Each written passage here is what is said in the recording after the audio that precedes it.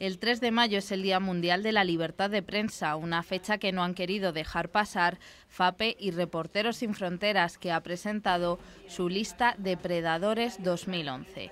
Su presidenta, María Dolores Massana, nos habló de la lista y de la situación de los informadores en el mundo. ¿Cómo es la situación de la libertad de prensa en el mundo y que se celebra el Día Internacional de la Libertad de Prensa?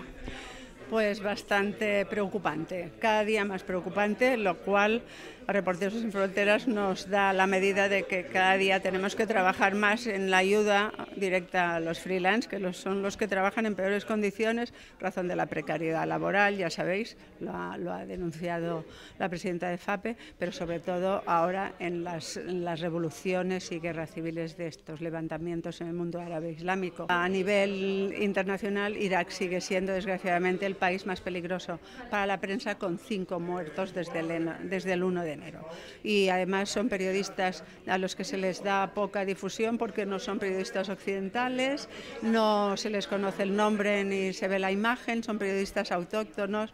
En Irak es donde está más claro que mueren los periodistas nacionales y la gente nos hacemos desgraciadamente poco eco, porque en Irak el 92% de los periodistas, 260 y pico muertos desde el 2003, han sido periodistas iraquíes. Reporteros ha presentado hoy su lista de predadores. ¿Están todos los que son? Desgraciadamente no están todos los que son, sería tan exhaustiva que entonces ya se pierde. Ya, si fuéramos con una vara de medir muy estrecha, no serían 38, serían 138, pero intentamos pues hacer una selección de los que hacen actos más reprobables contra la libertad de prensa y contra los periodistas y contra los medios, ¿no? Y en ellos, como hemos visto, por ejemplo, no está Marruecos, pero si sigue por el camino de empezar a encarcelar periodistas, pues tendremos que mirar el año que viene qué es lo que ocurre, ¿no?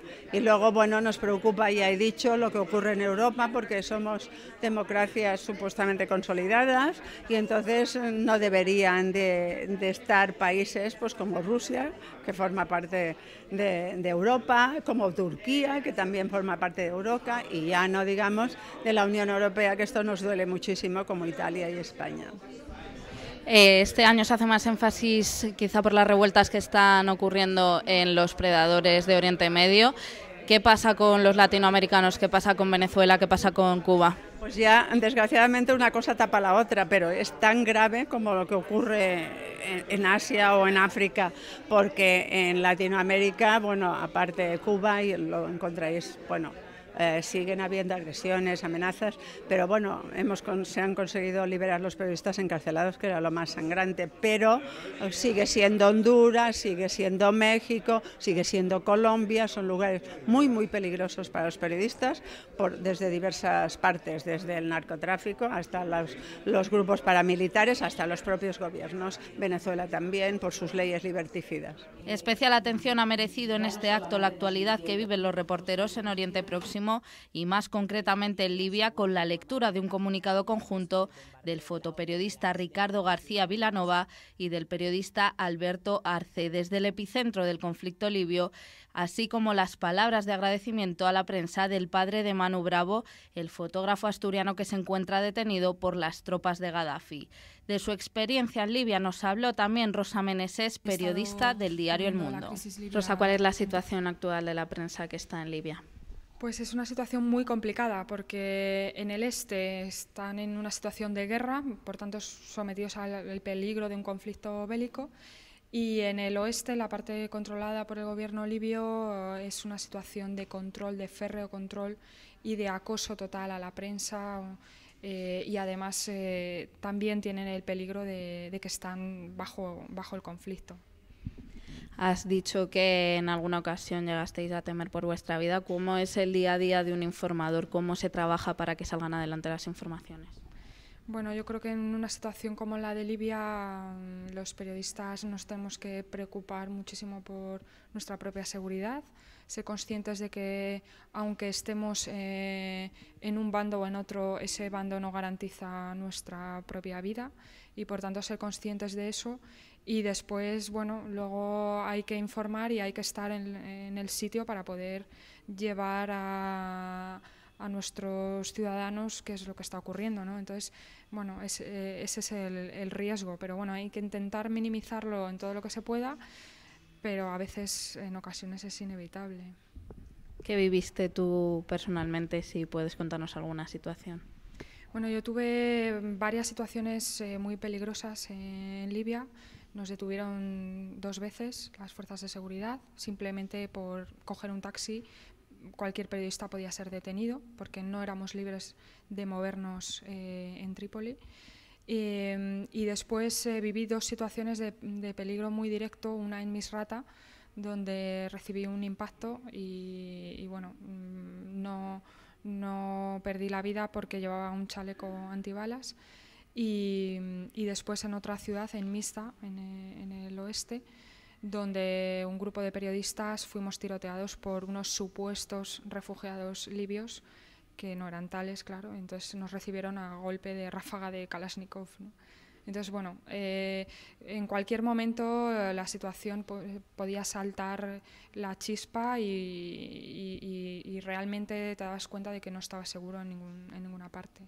La presidenta de la FAPE, Elsa González, manifestó que la realidad de los periodistas españoles no es buena y advirtió que la Federación vigilará los atropellos al derecho a informar de cara a las próximas elecciones del 22 de mayo. Día Internacional de la Libertad de Prensa, ¿cuál es la situación de la libertad de prensa en nuestro país?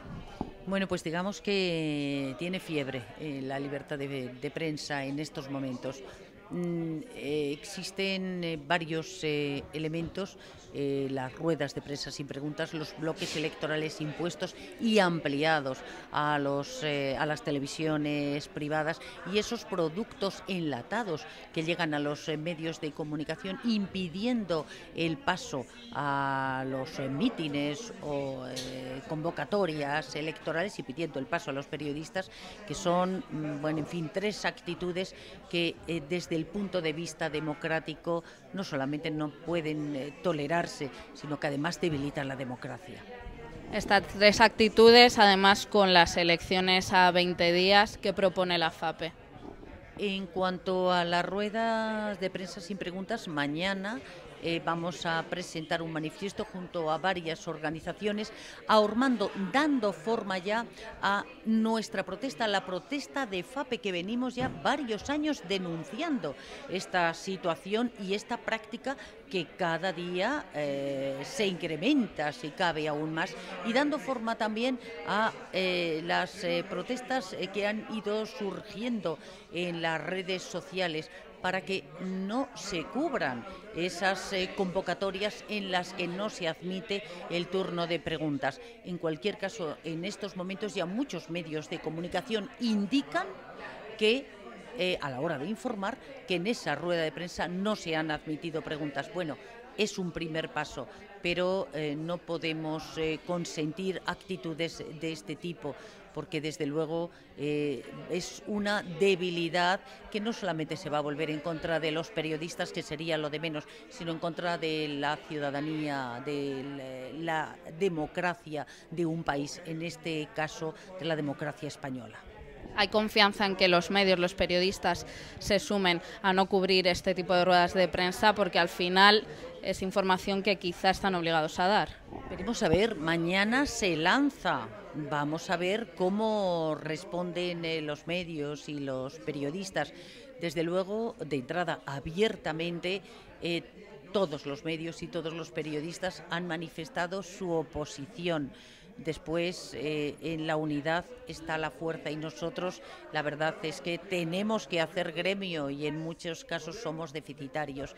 En estos momentos, bueno, todo el mundo piensa qué va a hacer el otro redactor jefe, el otro director, va a cubrir esa información. Entonces, ante el temor, bueno, pues te mantienes en un equilibrio y en una duda grande. Bueno, mañana se lanza esta convocatoria. Vamos a ver si podemos entre todos sanear esta práctica que desde luego debilita nuestras libertades.